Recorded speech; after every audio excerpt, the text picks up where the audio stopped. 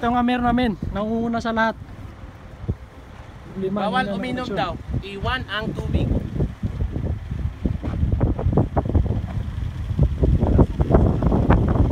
Buti na soft drinks. Kasi tubig din bawal eh. Hindi sa drinks. Biglang bawal tama. Bawal daw uminom dyan. Huwag kang uminom dito.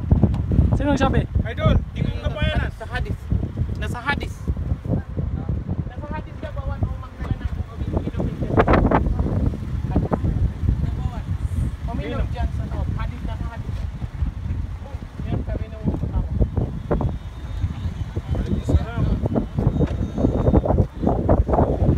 Bawal na. Pagka inom pagkain, pwede sa loob ng sasakyan.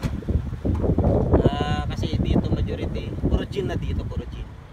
So, yun lang. Kung may baon tayong tubig, dito na lang inumin.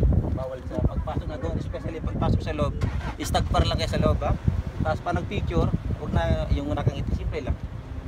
Ganun lang kasi talagang hanggang ngayon, cursed area pa rin dito. Salamat. Okay. Yung magdala kayo ng inumin, pwede kayo minag dito sa kotse. Pagpasok sa loob, pag-stagpar lang kayo. Pagpasok kayo sa mga lugar kasi na yan, stagpar. Salamat. Hanggang ngayon, sinumpa pa rin ang lugar na ito. Hanggang scarce area pa. Wala, let's go. Okay, magsipa-sipa rin ta. Hindi, hawak kami tayo. Yung mahilig kumakit na ano, huwag nang makyat. Ikaw yun eh. Nakikita niyo pa rin yung video kanina? Ikaw lang naman makit eh.